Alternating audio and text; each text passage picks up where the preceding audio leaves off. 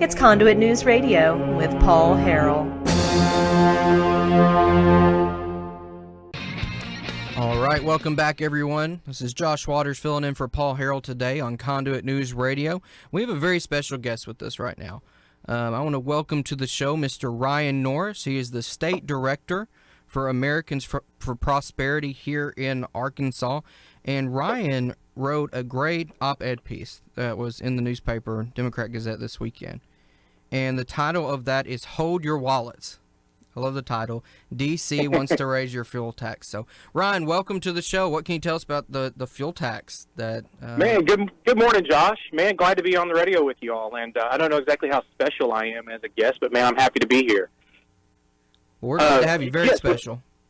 With the gas tax, it just seems like the theme of government, both at the federal level and the state level, is if you have a road problem, particularly just about any problem, you tax first, and then try to figure out, maybe you can put some savings or some reforms on the back end. And all of these taxes, the small ones like the 3 cent that will be going into effect October 1st here in the state for state tax on highways.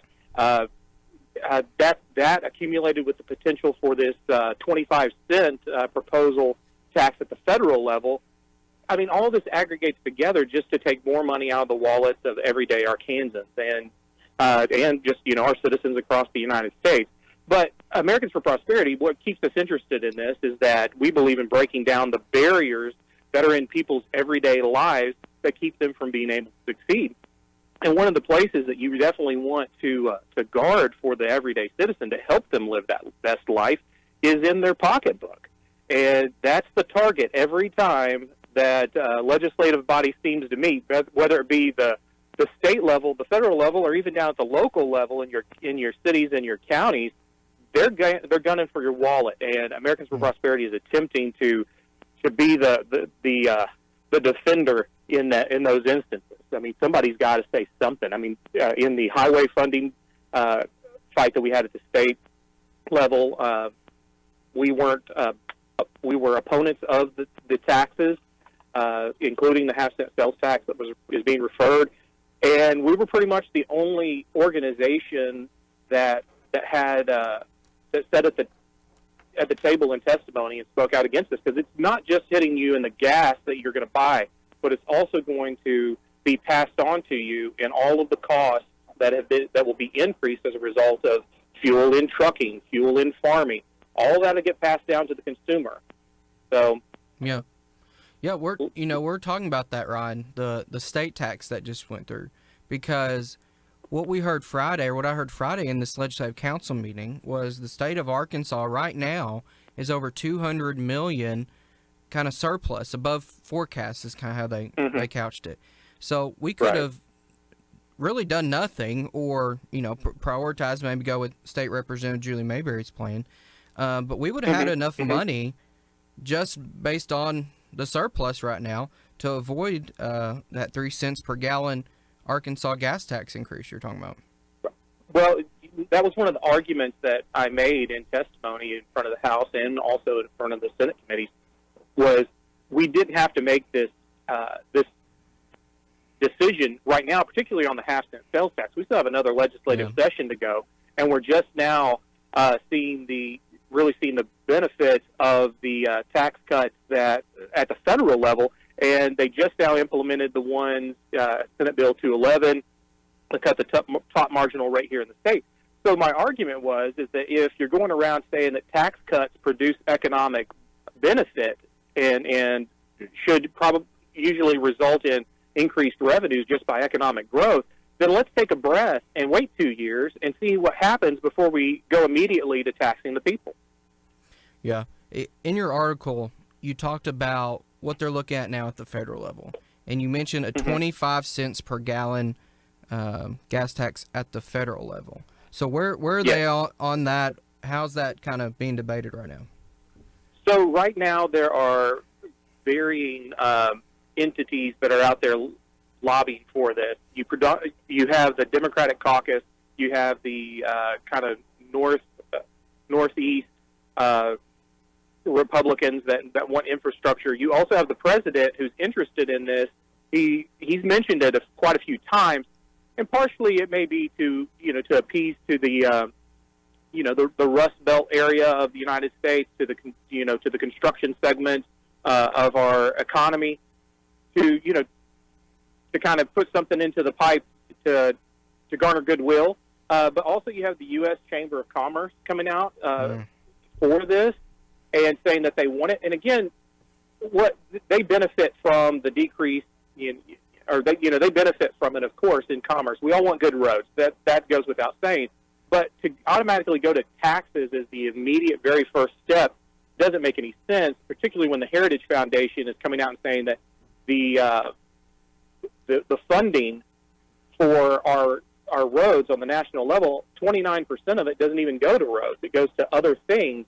And when you're looking at, I believe the 2016 number was about $36 billion of revenue in fuel taxes at the federal level.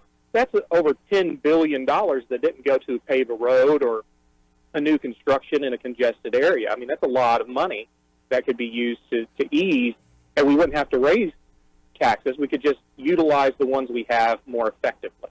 Yeah. And Ryan, I think that's what people get frustrated by. I know that's why I get frustrated by.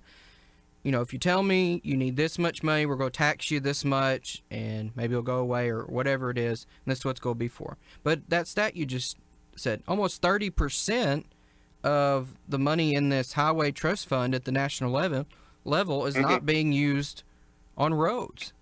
I mean, right. I think that's what frustrates people, and it makes them think, okay, if they can spend 30% not on roads, they don't need to raise a 30% tax or whatever, the effective rate is going to end up being. Use the money you already have. Right. And that's what we at American Prosperity are asking of our state officials. We're asking of our federal officials is all of this accumulates, all of your good ideas that you want to get funded that require taxes accumulates and is taken out of the pockets of the hardworking people. And, so, for example, we're looking at numbers. The estimates are on average families. It could be anywhere between, say, $300 to $500 a year that could be taken out of the pockets. I mean, that's a lot of money. That's a car payment.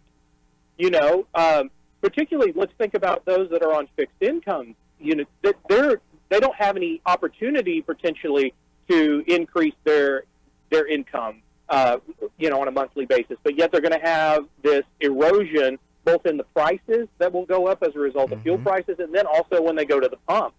So we need to have a little bit, step back a minute, take a breath, as I said several times in testifying before the committee, is take a breath and let's think through on who gets impacted here. It's more than just being able to slap each other on the back and go, wow, that was the largest highway funding package in Arkansas state history. That I don't think is necessarily something we want to brag about. We want to be able to say, wow, did you not see the efficiency? We were able to take care of the needs of the people that are our responsibility and do it without taking any additional money. Or even if they did show that they were doing their due diligence and very earnest about the way they spent the money, then the people could have a little less, potentially less tax increase. Maybe 25 cents would be too much. Only 5 cents would maybe be needed. Something more reasonable. But it's always tax first, and then we'll talk about reforms on the back end. It's always the compromises that get made, and yet those reforms never seem to really materialize. Yeah. And then tax first, and then we'll come up with a plan to spend the money after you give it to us. But that's a little...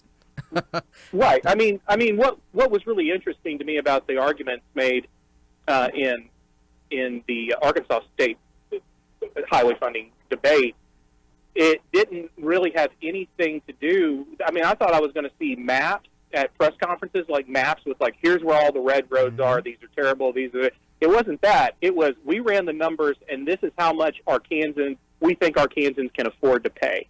It had nothing to do with the problem, then the solution. It was like, there's a problem, trust us.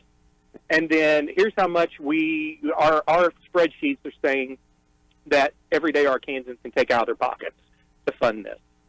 And I just think that was the wrong way of going about it. And I would point that out just because I think the listener needs to know that they don't think necessarily in terms of what do the people need and then try to reverse engineer the solution, it's usually like, well, hey, we really could use more money over here or over there. Or, this entity's really interested in this project. And then once that's done, they try to find the justification for it.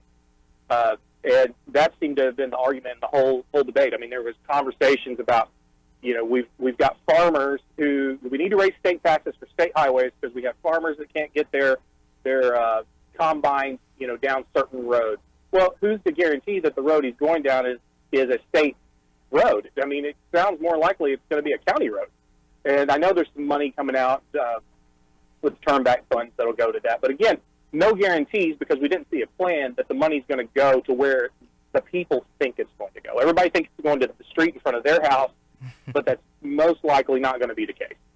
Yeah, and that's what we were talking about a little bit earlier. It's, is every road going to be fixed ever? Am I going to be able to go from Jonesboro to Fayetteville in 2 hours? Well, obviously not, but to that point, everyone, when you go out there and say biggest highway plan ever, my expectations have really gone up at that point. But one thing you said in the article that I thought was really good, Ryan, about robbing Peter to pay Paul, and you talked about how $300 per year maybe a tax increase, right?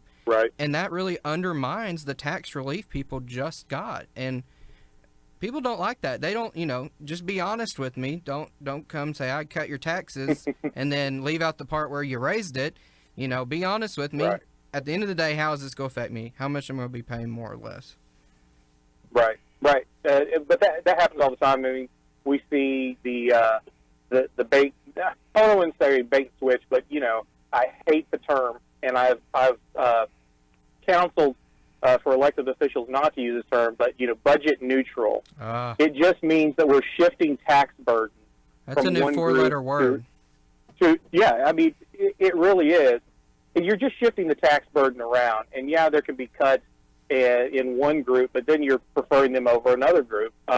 You saw this with the earned income tax credit that they were wanting to propose on the backs of people who smoke or vape or all this, and we're in opposition to that just based on the principle of that's not right to target other taxpayers so that you could give another set of taxpayers who potentially could be the same people, which is just kind of ironic to me, to prefer them over the others. Let's have equality under the law. Let's get as fair a tax as possible, and let's keep it at that. Let's not try to hurt one group or to gain benefit with another group. Yeah. So, Ryan, what can people do? They're hearing this. They're like, $300 a year. That's ridiculous. I need to reach out. So what can they do with Americans for Prosperity? I know you have your Grassroots Leadership Academy, a lot of resources there at AFP for them to plug in.